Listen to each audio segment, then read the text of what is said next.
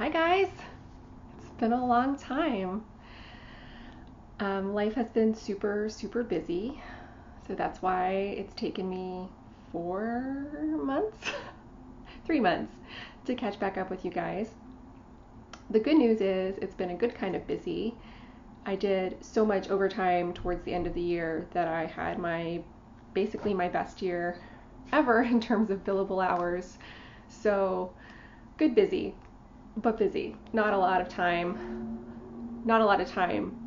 for hobbies. So, okay, elephant in the room. Hopefully, if we did this right, you will see up around over here-ish my best friend Jessyca. She is a professional sign language interpreter in Colorado Springs, and she has graciously agreed to interpret this video into ASL for those of you whose preferred language or preferred accessibility for videos is ASL. So hopefully she is up here doing that, and closed captions should still be down here for those of you who prefer to read closed captions. And for those of you who prefer neither, here I am in the middle. Okay, so let's talk a little bit about FFOs. There's another video I recorded on Christmas Eve that showed all the ornaments I FFO'd. I basically had a marathon FFO-J on like the weekend around Thanksgiving because we had the Friday off. So on that Friday, I woke up in the morning and I was like, I'm just going to get all my Christmas ornaments FFO'd today. And I turned on Vana and watched a lot of Flosstube and watched all her tutorials. And I put together like 8 ornaments on the floor in my living room. And I don't know why I didn't do it at a kitchen table like a normal person, but I looked up. I started at 7:30 and like around 7 p.m. Dylan was like, "Don't you want to eat something today?" So, and I kind of like realized I'd been kneeling on the ground for basically 12 hours, ironing, gluing, cutting fabric, and I was so sore the next day. I was sore for like a week. I told people at work I was sore from doing the Vanna Pfeiffer workout. But I'm pretty happy with how they turned out. It's like my first kind of attempt at FFOing ornaments, and some of them are a little crooked, but I did it myself, and they're cute. So if you want to see more of that, you can check out that video somewhere over there, usually over here. But there was one thing that I forgot to show you guys in that video, and that is my first flat fold. It's upside down, it's upside down. So this is Country Cottage Needleworks Sugar Plum Fairy. I stitched this a couple years ago. I don't remember. I think this is Zweigart Moss. It's Lugana. I think the colorway is Moss. I changed around some of the colors, made her more pink. I added some Krynic in her skirt, and I did it. The fabric I used was this kind of candy cane pinky red striped fabric. It's a little crooked. The fabric, I learned that using fabric with like striped patterns is difficult because it's kind of like less forgiving than say polka dot patterns, because you can tell when the stripes are not straight along with the stitching. But in any case, I think it turned out really cute. And little red ribbon on the bottom, and I had it sitting out for all of December, and I'm kind of sad to put it away, but I'll be looking forward to seeing her next year.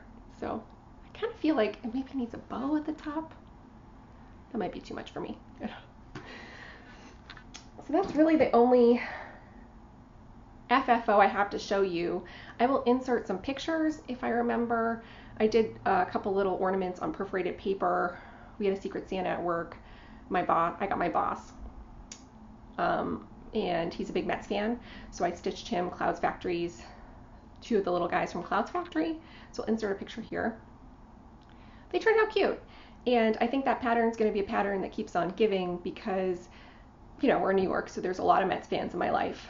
My brother-in-law, I have a lot of friends who are Mets fans, and it only took really a few hours from start to finish on those little guys. I did them 2/1 on perforated paper. I know a lot of people, and I think even Mill Hill says you're supposed to do like 3/1. I tried that and it was so thick that I was halfway through one and I just gave up and threw it out because I was having so much problems pushing my needle through. So they're a little sparse in the dark color areas, but I don't know. I'd rather enjoy the process of stitching them than worry about coverage later, right? So I did those, and those are the only FFOs. Those are the only FFOs I have between October and now. And all the Christmas ornaments I did. So go look at those. So I didn't have a whole lot of time to stitch, but I did get a couple finishes in. And this one I'm really excited about. This is the Bees Needlework Designs Tree of Stitches. I will bring it really close so you can see it. Hopefully the camera will focus on these beautiful threads. There we go. So this is stitched with Gloriana Autumn Arbor. That's what the leaves are. The trunk is Gloriana's Ironwood. The French knots over here are Dinky Dye's Olive Grove, and I added in that Olive Grove in a couple other places, like in the stitches up here, to bring out some green, because Autumn Arbor has a little green, but it's primarily that red color and that gold color. And then the owl and the bunny are stitched, and I want to say Cactus Sands by Gloriana, which I had a small amount left over from the Vimy Ridge sampler I did in last year, the year before, 2016. So there. That one turned out really nice. I'm really happy with this. It was really fun learning all the specialty stitches. If you're interested in specialty stitches but don't want to commit to like a large project, you know, like a chatelaine, I highly recommend this design. It's a PDF chart only. It's a quick download. I think it's like $10. I'll link the website where you can buy it below. Ingeborg finished this year also, and hers is also beautiful. Hers is all green. So this is stitched mostly 2/1, some 1/2, you know, depending on the like I think the trunk is 1/2, depending on the stitch. Picture this plus chrysalis, which is just the palest, basically white, almost green. Lugana, I want to say 32 count. So I finished that one. I also started and finished this little guy. This was meant to be a Christmas gift, but it was really cute, so I decided to keep it. How cute is that? So this guy, come on camera.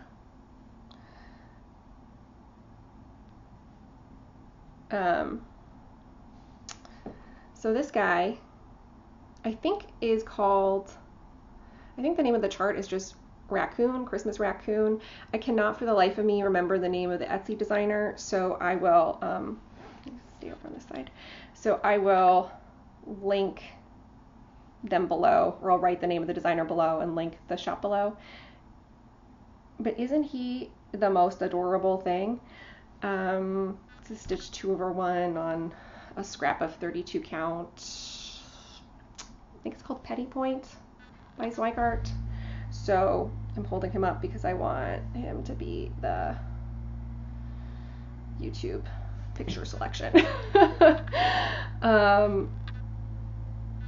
But he's cute, right? This designer, I think this chart was only like $2. It was a fairly quick stitch. All DMC, one blend, backstitch, French knots. This designer's charts were so well done. They're really clear. He's beautifully charted. She gave options in black and white, you know, with just symbols, color with symbols, and then she also had a black and white and a color version of the backstitch, like showing where the backstitch went, which I appreciate, because sometimes when I get to backstitching on a chart, I have a hard time after I've colored in all the symbols, seeing where it went. So it was kind of nice to be able to just flip the page over and have the backstitch, basically the backstitch very clearly marked. So I highly recommend checking out her shop. I know sometimes, not to say anything negative, but I think that there are some designers on Etsy that are better than others. You know, there are definitely some people who just run an image through a pattern program and don't really take the time to make sure it's clearly charted. And clearly this designer took that time, and I appreciate that, especially when a chart's only a couple bucks and it's a instant download. So highly recommend checking out her shop. Too bad I can't remember the name right now, but it's down here somewhere. It's up here somewhere. And then the last thing I finished was the Steotchalong. So the Steotchalong is for those of you who don't know, is a true mystery stitch along. We were given the parts of the chart kind of all over, so we didn't really know what it was going to be like until the second to last week. We found out on the second to last week it was going to say home is where the, and then on the ninth week, they gave us a bunch of options for the bottom.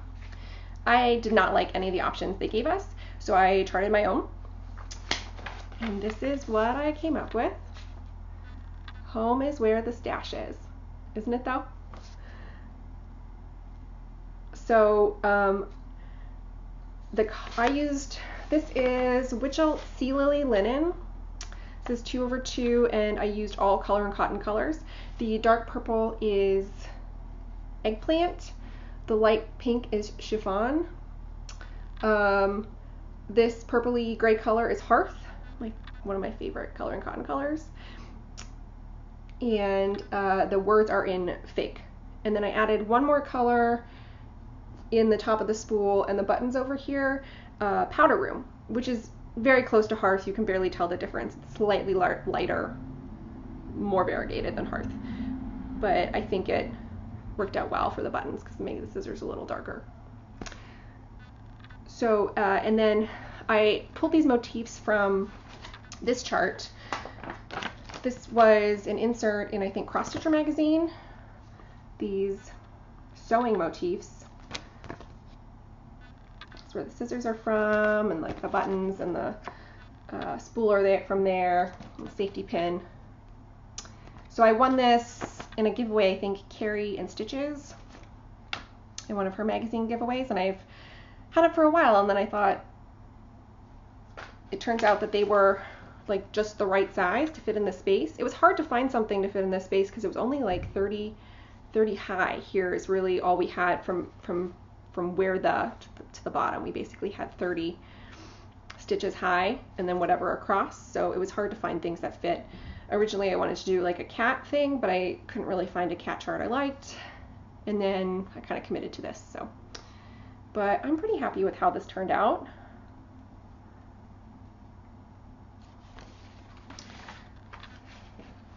And I got it done before the end of the year. Okay, so whips. I don't have a whole lot to show you because again, not a lot of stitching time, mostly worked on the things you just saw, but I have been working on a couple whips. So the first thing I've been working on is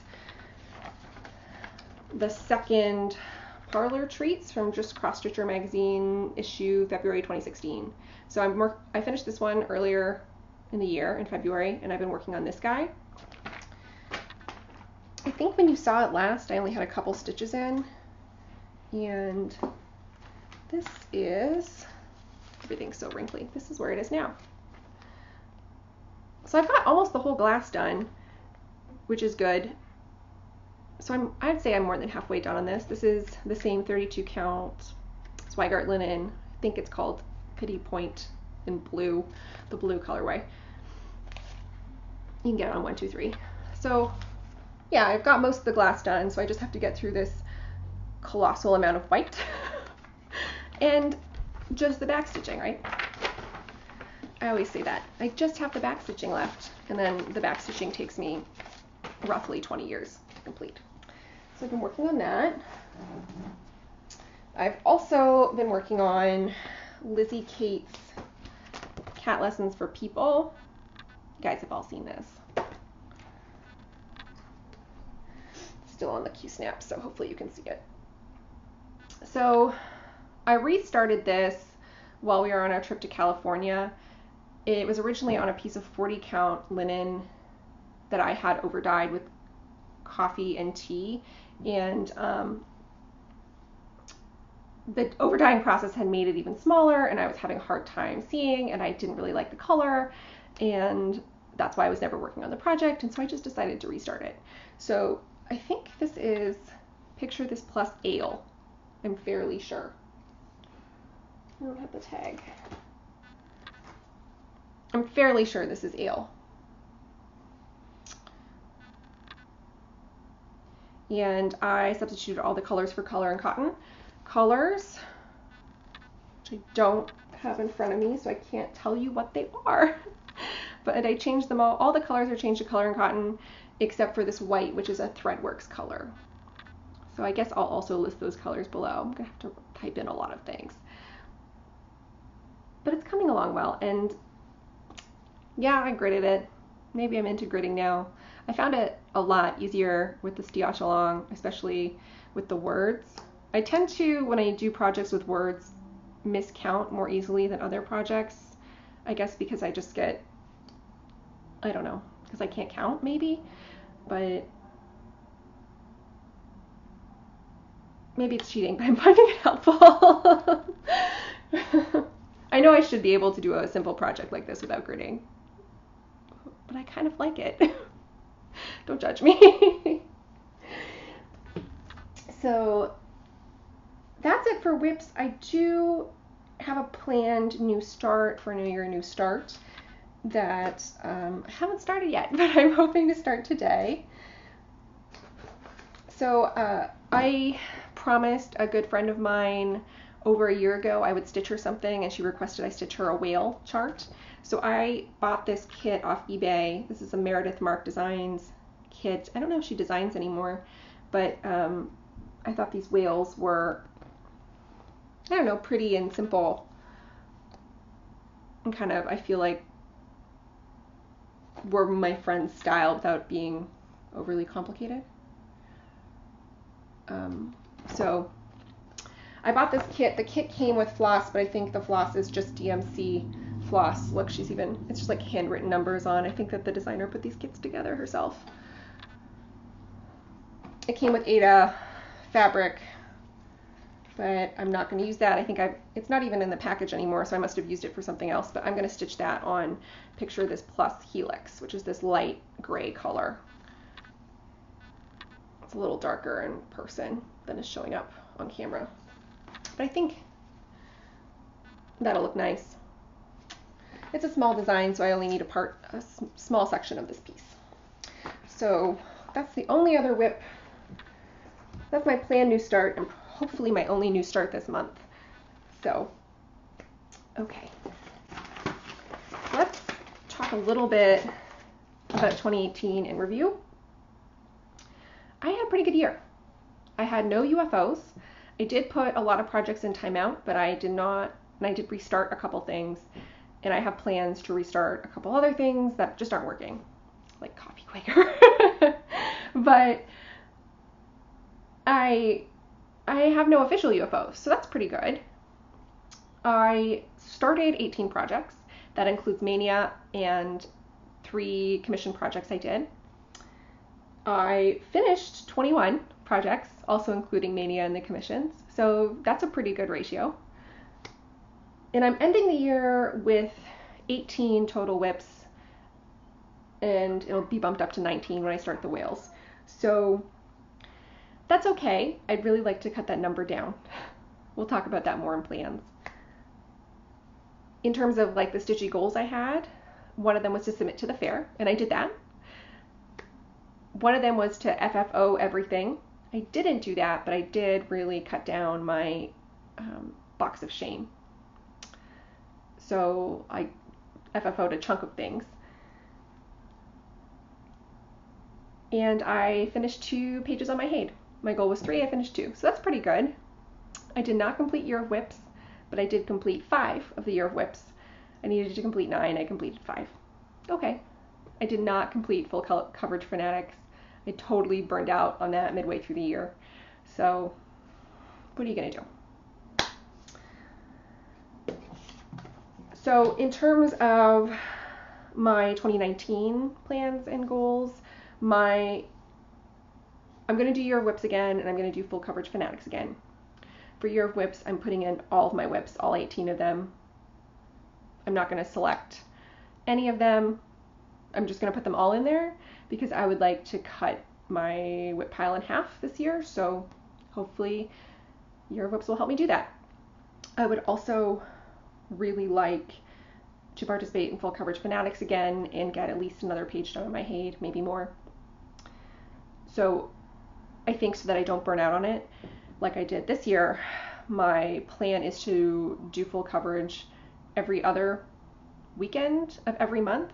And it's okay if I don't keep up monthly in the By the Numbers challenge, but I just would like to finish the By the Numbers challenge by the end of the year. I think this year I had this idea of stitching on my full coverage project every weekend, but because work was so busy, I wasn't doing a lot of stitching after work. So that means I was basically only stitching on full coverage sometimes. And I didn't love that because I like variety, and I kind of burn out on it, and that's why I just never picked it back up again after May. Because I had so much fun with Mania and doing different things that I just didn't want to go back to doing basically only full coverage. So I think I have to make it at most every other weekend, maybe every 3 weekends. I also want to submit to the fair again this year. So that's on my goal list. What? I don't know. We'll see what's finished in June, July, when the deadline is. I think the deadline is July, so we'll see what's finished. And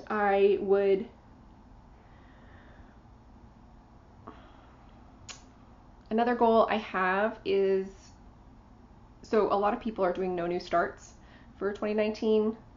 I'm not going to say that because I think sometimes starting something is like the motivation you need to like work through a lot of projects, I think, anyway. And I had so much fun with Mania, and there's so many projects in my stash that I want to start. I don't want to say no new starts. I'm going to say no new charts because I was digging through my stash of charts today looking for a new start for the new year, and I have so many charts. I have hit the point where I have forgotten a lot of the things I own, which is a point I never thought I would hit.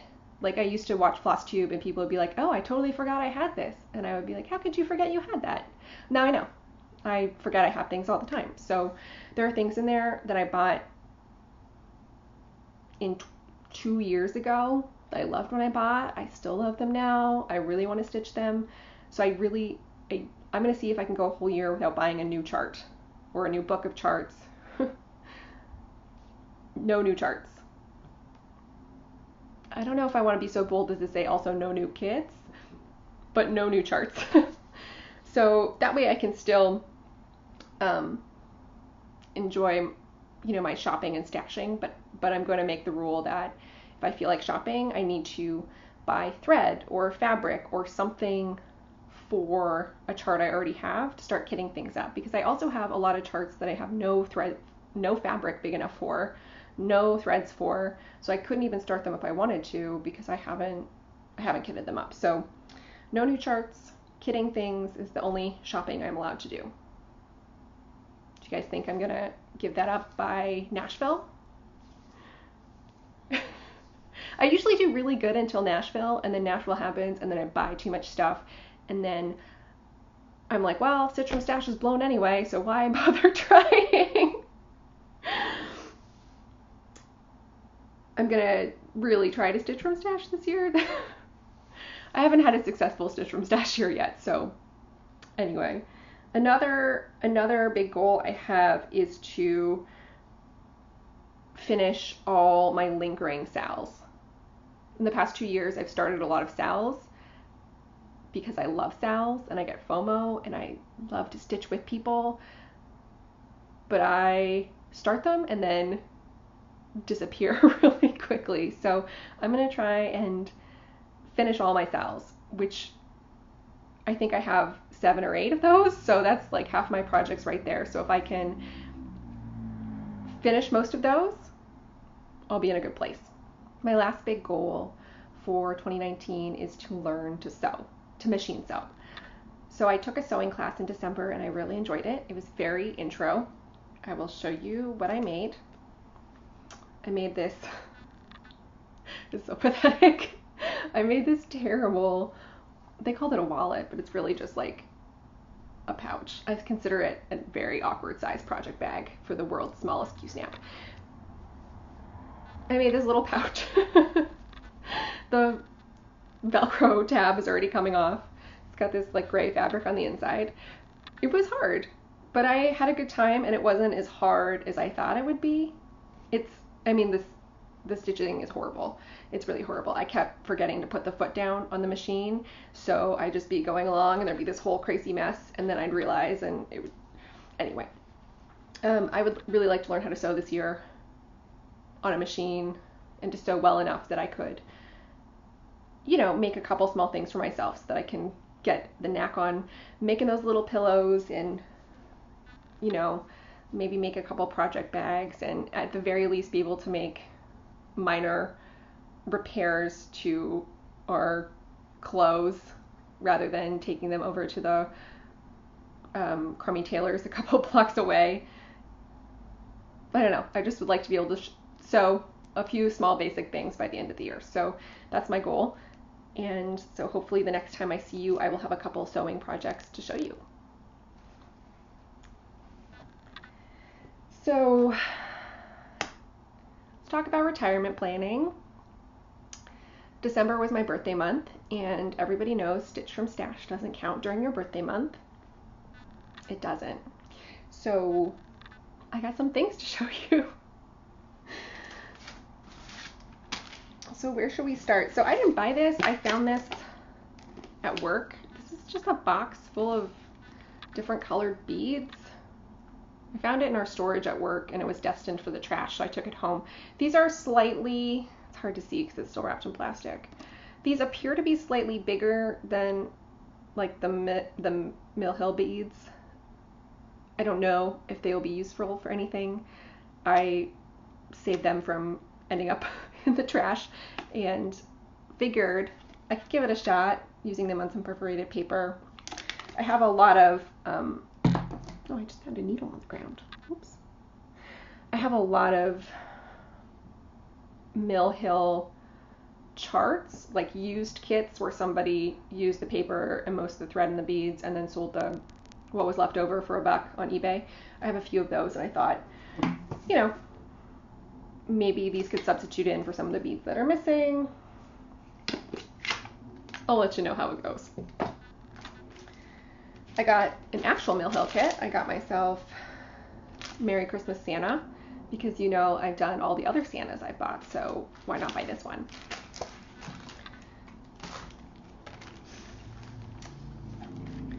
I got a great deal on this on eBay. This is Heartstring Sampleries.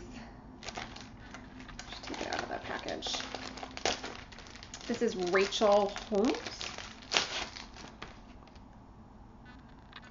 It's a beautiful sampler. I love the colors, the blues and the pinks. It's got like some Canadian geese in there, so I love that. And a house and some hearts and an owl, some flowers, and I love these bands. See if I can get it to.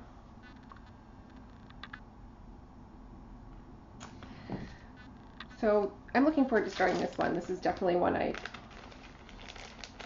the top of my list. I got Plum Street Sampler House 4. Pretty.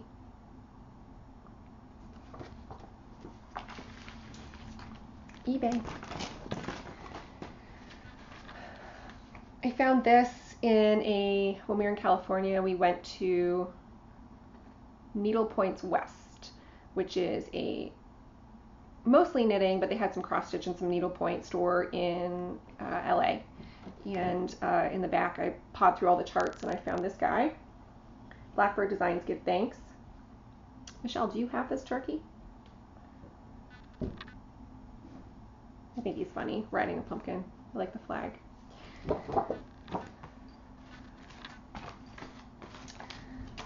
I finally got my hands on a copy of Home of a Needleworker.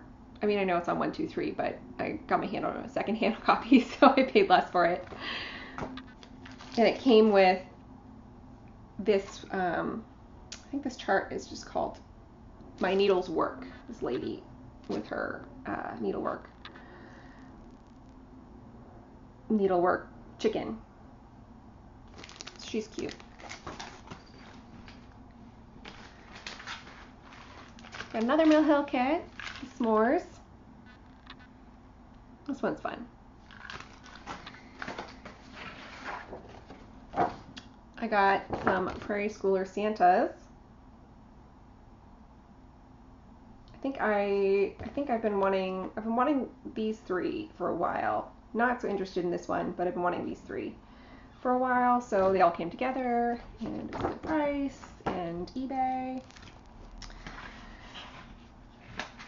Kathy Barrick has been retiring a lot of charts.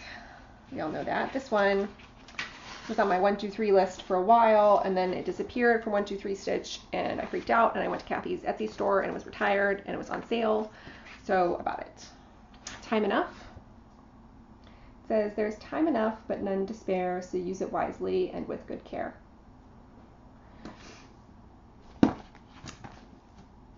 So I'm thinking about this one for a while. I think it's pretty, like the colors. I was so I geeked out when this came in the mail because she put a little post-it note that said, thank you, Kathy, with her name. And it was raining really hard the day it showed up in our mail, and our postman hadn't closed our mailbox. The package was soaked through. So of course I'm freaking out because I know there's a chart in there. Thankfully, Kathy put it in a plastic bag, but I was upset because the sticky note that she had signed, thanks Kathy, was wet. And I was like, my autograph from Kathy Barrick is wet. No. I dried it out. It's fine. Let's see. And then I think that's everything, believe it or not. I felt like it was more. I put in one last chart order of the year on the 31st. I won a lot of like 20 Kingsland charts on eBay for $5. That's a good deal. And at least a couple of them I've been looking at for a while about stitching. So when those come, I'll show them to you. But those are my last charts for a whole year. And then Dawn, dearest Dawn, Frosty X Stitch, sent me a Christmas card, and she included some chocolate in this beautiful calendar of pictures of her hometown, of where she lives in Switzerland, of Basel.